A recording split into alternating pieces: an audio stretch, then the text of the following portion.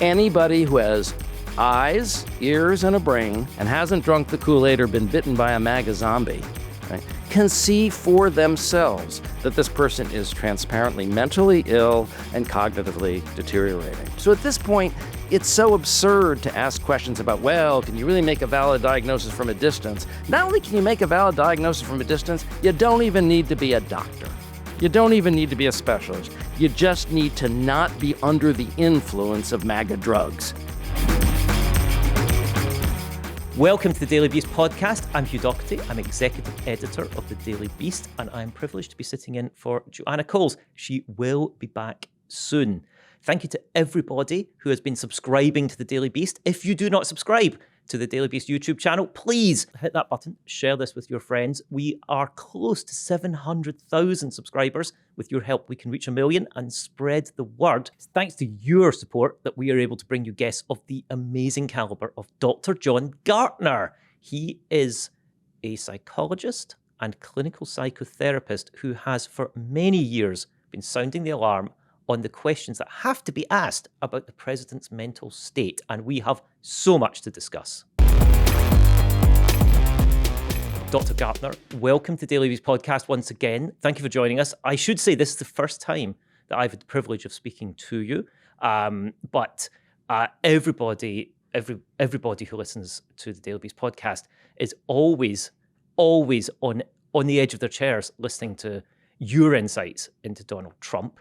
I guess where we might want to start is we're recording this on the 20th of May, and there's a big day coming up on June the 14th, and that is that Donald Trump will turn 80.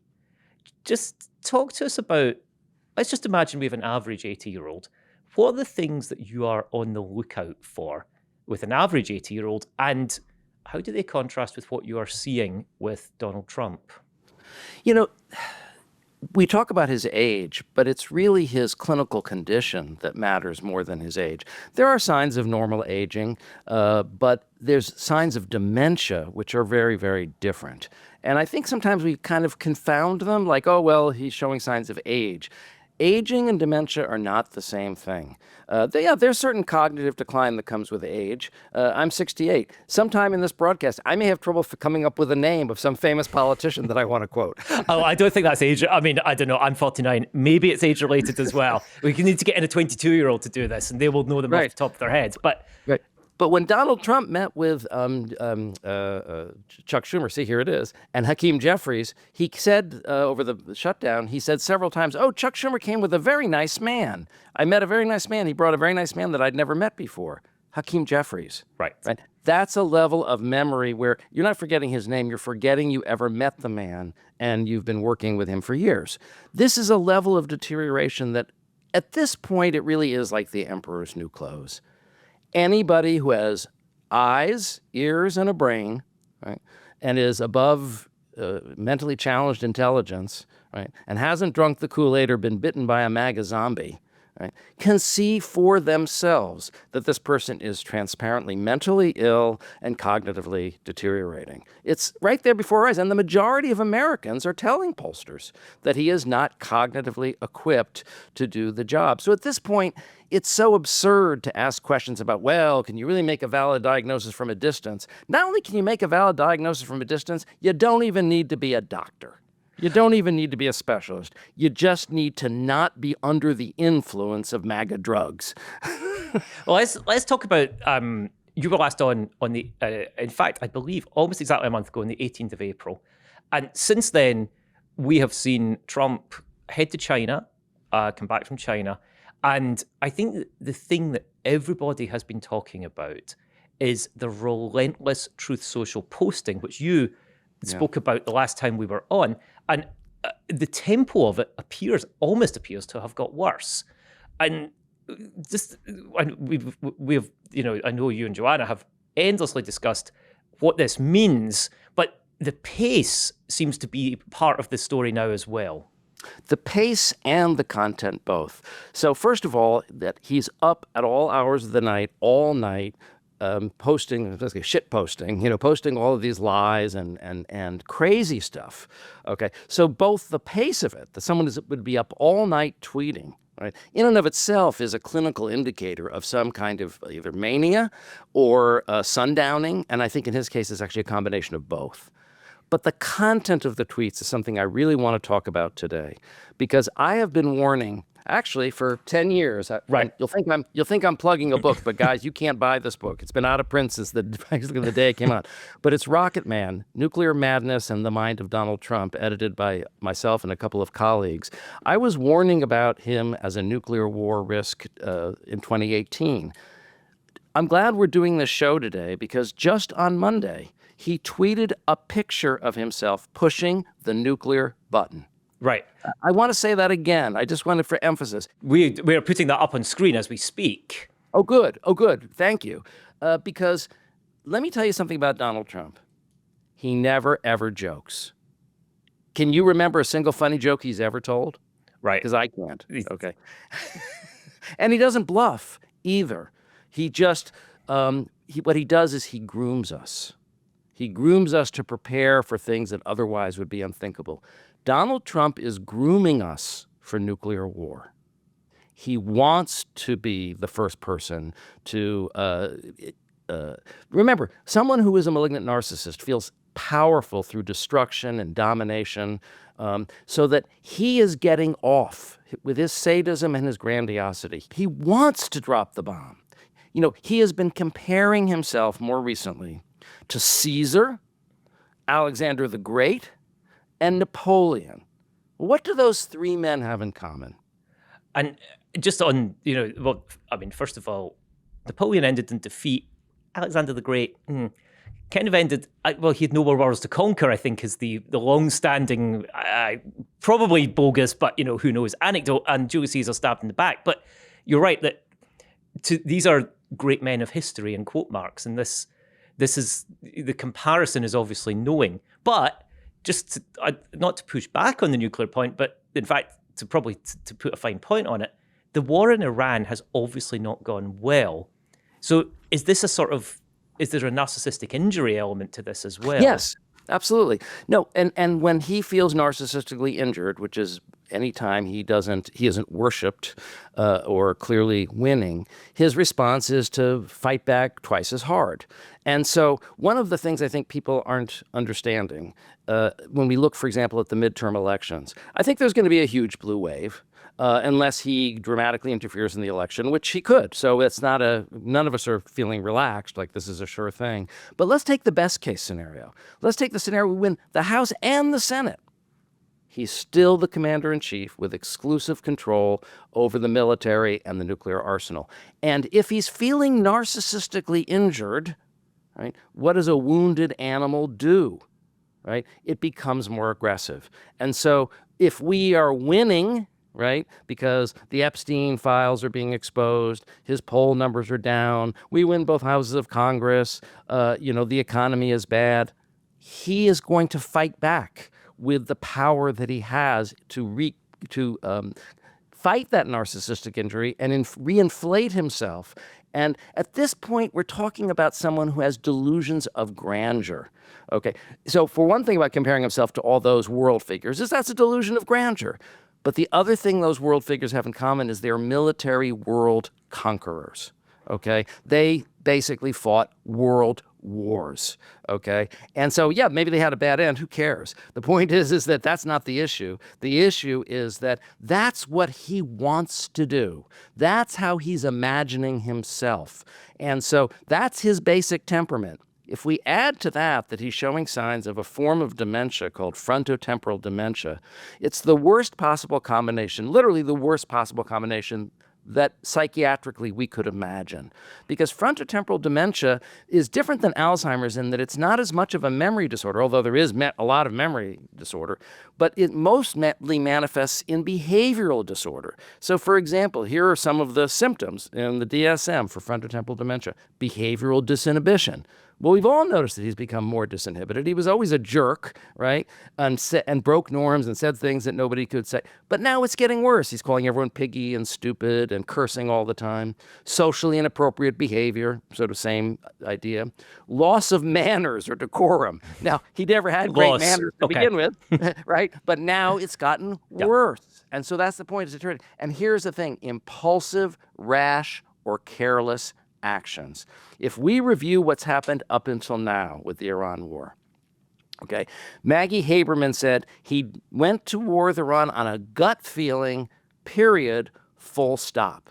In other words, no one in the government, other than crazy Pete Hegseth, advised him to do this, right? No one in the military, no one in the national intelligence space, no one in the foreign relations space advised him to do it. No one in his own inner circle advised him to do it. Only crazy Pete Hegseth, okay? And he couldn't explain why he was doing it, when he was doing it, what the goals of doing it were. He didn't bring allies along. He didn't bring the country along. It's like we just woke up one morning and he had done it. I know sometimes people accuse me of laughing. I'll try to laugh a little less this trip because I really believe that we are going to wake up one morning and he will have launched a first nuclear strike. I believe that this is going to happen. Because he wants to do it. He no longer has the frontal lobe to give him the restraint, inhibition, and judgment that would cause him to inhibit himself. And he now has a yes man cabinet, right, of true believers and psychopaths who are not going to be a backstep. We don't have any General Mattises. We don't have any John Kellys. We don't have any Rex Tillersons. There's no more adults in the room. And in fact, we just had a primary last night. Massey's been thrown out. There literally is no man or woman in elected political office as a Republican who isn't blindly lockstep following him. So I think people need to really get their minds around this. This is going to happen. I mean, a lot of times on shows, people say, well, what can we do? What can we do? And I always turn it around. You tell me who's going to stop him. Let me tell you about OneSkin. They're a skincare company focused on science, and their OS1 peptide is designed to target the root causes of skin aging on a cellular level. I've been using the OS1 face moisturizer for a month now. It's super easy to use. It's effortless to layer because it's lightweight, absorbs fast, has a nice nutty smell, and leaves a dewy feel on my face. And well, regular viewers can be the judge. How does my skin look to you? Has it improved at all? By the way, I like their sleek packaging. It's very easy to pack.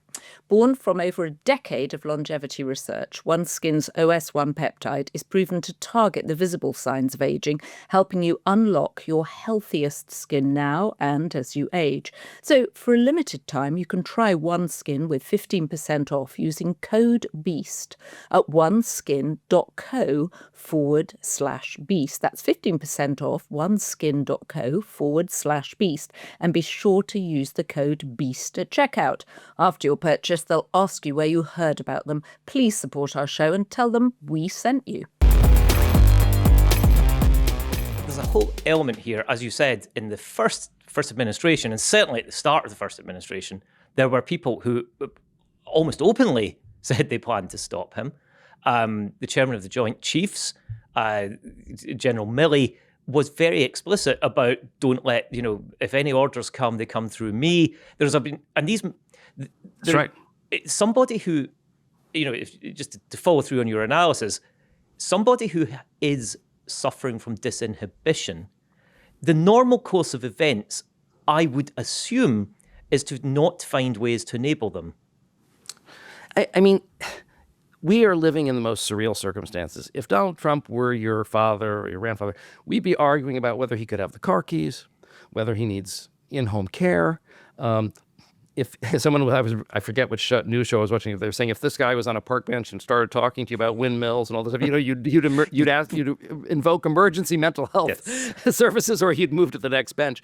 But the thing is that it's patently insane. Okay, and there's no one stopping him, even though it's so incredibly obvious. We are literally blindly stumbling towards the apocalypse. Let's just talk a bit about the patterns of the people around Trump.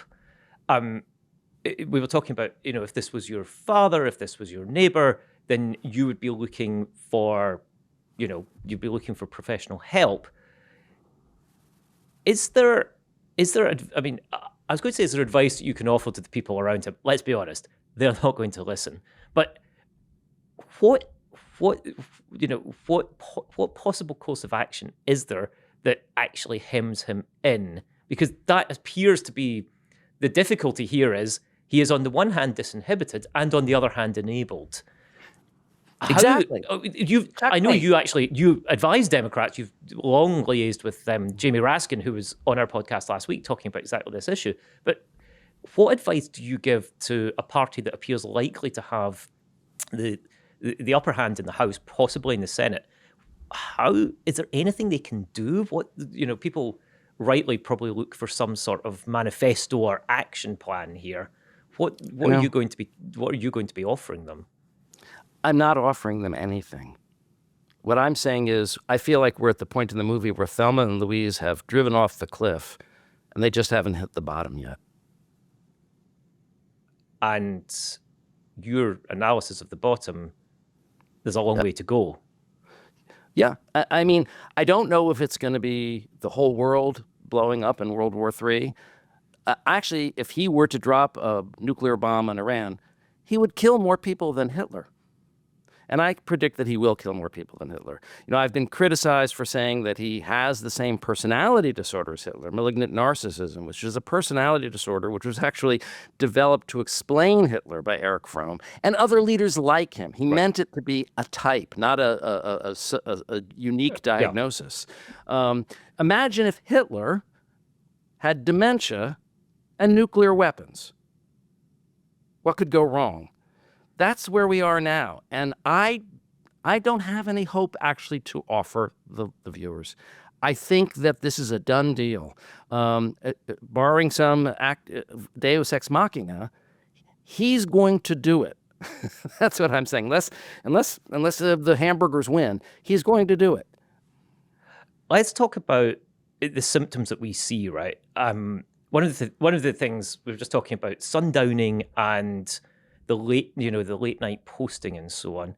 But this is there are practices during the day as well that speak to this sort of disinhibition. And it's not just swearing and saying quiet piggy and whatever. Yeah. It's also, we've all observed him in the Oval Office, this sort of surrounded by people. What's going on there?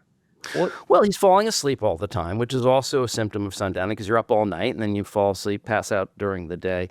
Some of the other symptoms, by the way, of frontotemporal dementia are loss of empathy. Now, of course, the nature of his personality disorder is he has no empathy.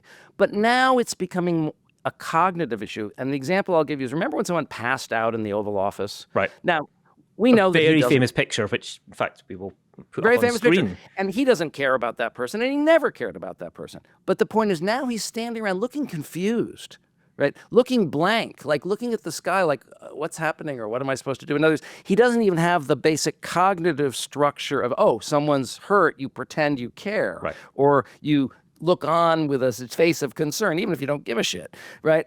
But here, he doesn't even have the concept, right, that he's supposed to somehow be engaged or concerned about this person who's fallen.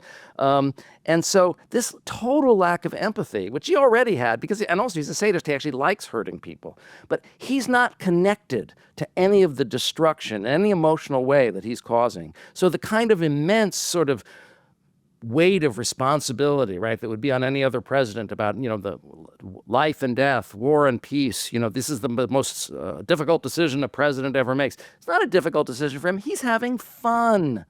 Okay? When he was seeing pictures of Iran blowing up, they were showing them to him and he was laughing and enjoying them, and they spliced them with video games and put them online. And he said, the military can't wait. It can't be restrained. They're so excited about their next conquest. Maybe we'll invade Cuba on our way back from Iran. So he's having fun with the destruction.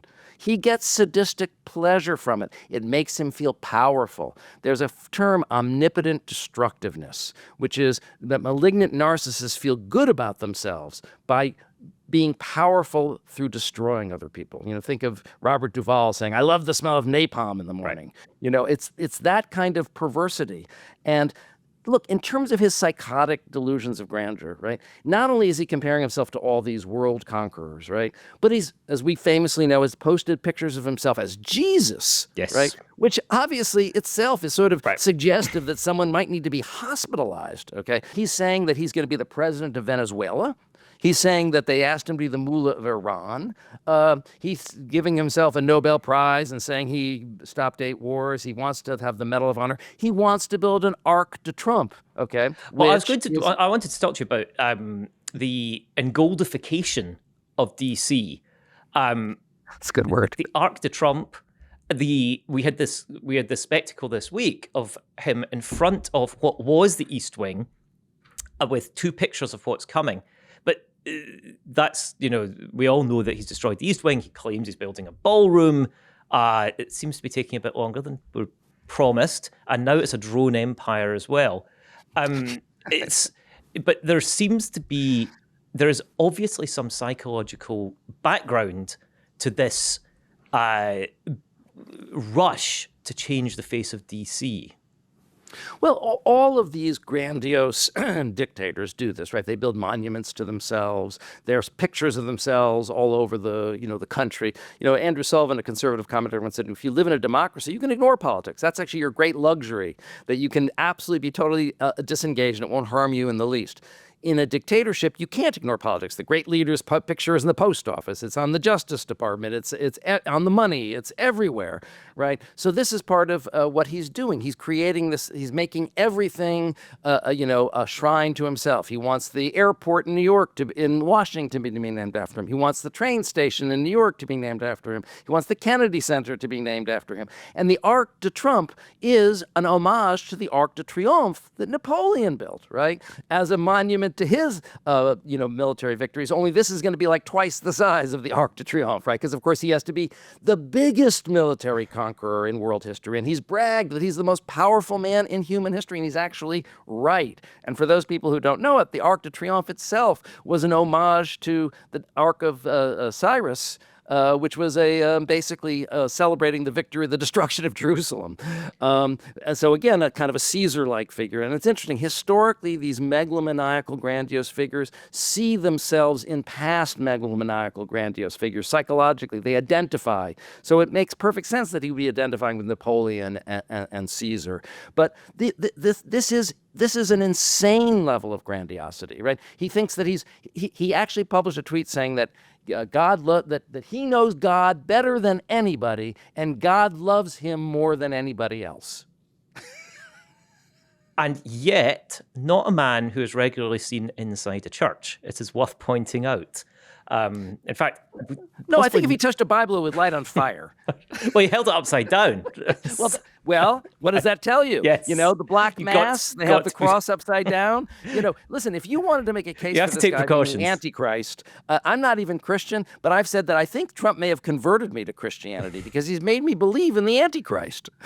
Yes, and in fact, there's a whole world of a world of discussion there. But one of the things about this sort of creation of grandeur, he doesn't, as you've said, there's a lack of empathy, so there's no kind of engagement with other people's critiques. Where does he get the taste from? If you are that narcissistic, what drives you forward on the sort of why a ballroom? Why the Arc is kind of easy because of Napoleon and Cyrus, but why a ballroom? What are we looking at here? The ballroom is bigger than the White House, right? He wants to be this preeminent, omnipotent, dominant figure. He's the Sun King. He wants to be God.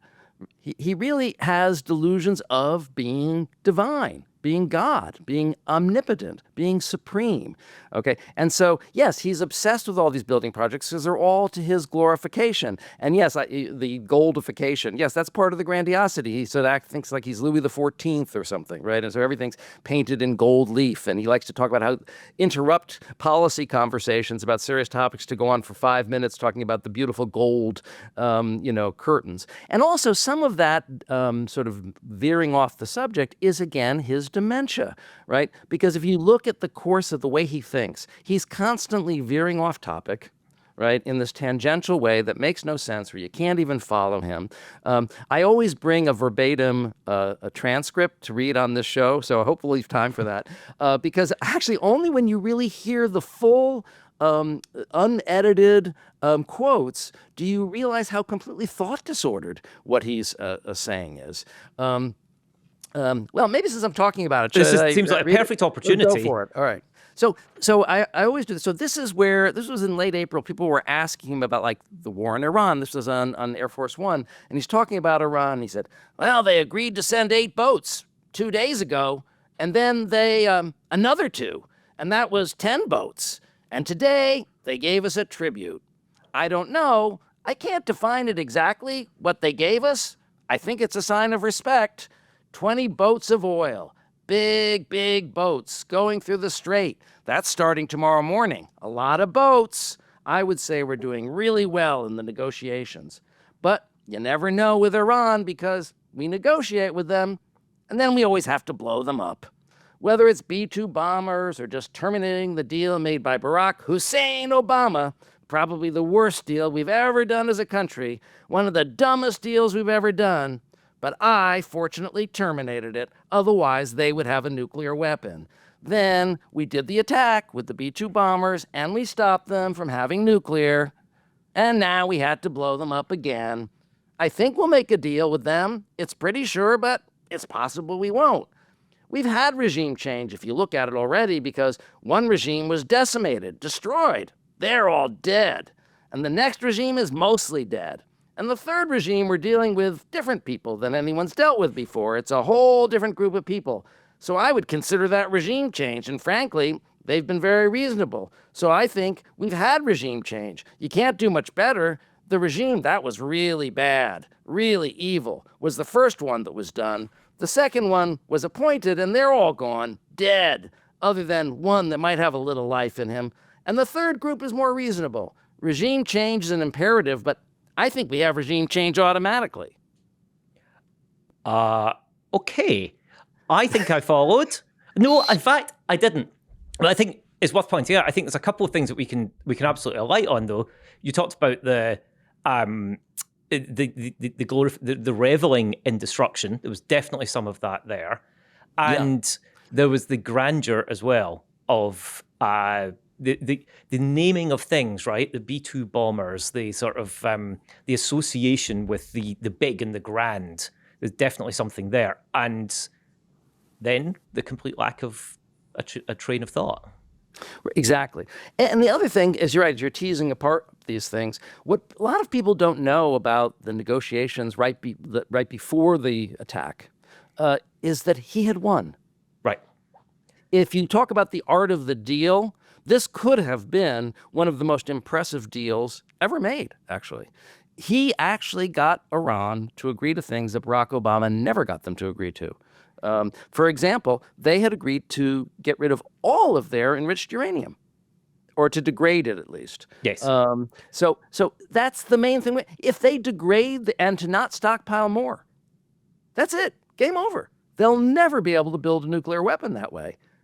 He couldn't take yes for an answer, either because he was too cognitively confused to understand that he had won, or because really he wanted to blow them up whether he won or not, because the destructive impulse is so powerful in him, right, that it doesn't even respond to reason. He can't even call off the dogs if he's won the negotiation. So this is what I'm talking about, that there is something in him that is driven to do this that is completely unrelated to anything that we would call reality. There is, but this is the other thing I really wanted to talk to you about. There is what appears to be a dawning reality among many people that this is something we have to talk about. And as you mentioned earlier, It's beginning to pop up in polls. There appears to finally be a breaking in the dam of this sort of corporate organized silence around this issue. And I just wanted to highlight a couple of examples. The Wall Street Journal did a very thorough analysis of his Truth Social habits. Erin Burnett on CNN had a very long segment about, can you believe what he is posting? And I think for people like you who have been talking about this for a decade, seems like a long time to be getting there. And I'll just say that at the Daily Beast, we have been determined to cover this issue on the physical front and on the mental front, the questions over both of those. But it's been kind of lonely. So I can't even begin to imagine how lonely it's felt for you. But it does seem people are beginning to finally talk about it. Yes, I think they are. I think, first of all, it's becoming a talking point in the Democratic Party. Jamie Raskins has been trying to bolster the 25th Amendment, actually, for 10 years, because there's a provision in the 25th Amendment for a board of experts to evaluate the president, but that board has never been set up. So he's been trying since he was elected in 2016 to get that board set up, because that way he could be evaluated by experts and not just his own cabinet. But that bill is not going to pass. The 25th Amendment is not going to be exercised. And it's true that the mainstream media is talking about it a little bit now, whereas they have really been criminally silent. I mean, you might as well have been living in Russia and listening to Pravda. It's been so silent. So yes, the New York Times, for example, had an article by Peter Baker, another one that I'm sure you're familiar with. Yep. So little drops. And as I said, 59% of the public now believes that he is not mentally competent to be president. But meanwhile, all of his favored candidates won in the primary yesterday. He still has a lock on the Republican Party. And again, he controls the military. Okay. In my mind, that's like checkmate. Okay. There is nothing above him to stop him from acting out militarily. Is talking about it a good idea in terms of dealing with him, or is this risking further narcissistic injury? And by the way, I'm not advocating for not talking about it, but I'm just interested in what's the effect? Well, that's a great question, actually. And, it's funny you mentioned that because, well, first of all, the Daily Beast has gotten through, because when you've had these programs with me, you also put it on your website. And then a reporter usually calls the White House and asks for comment. Yep. And so we have a string now of commentary from the White House about Daily Beast stories about Trump's mental decline. They've actually referred to me as a disgraced doctor, which some people have said should be a badge of courage.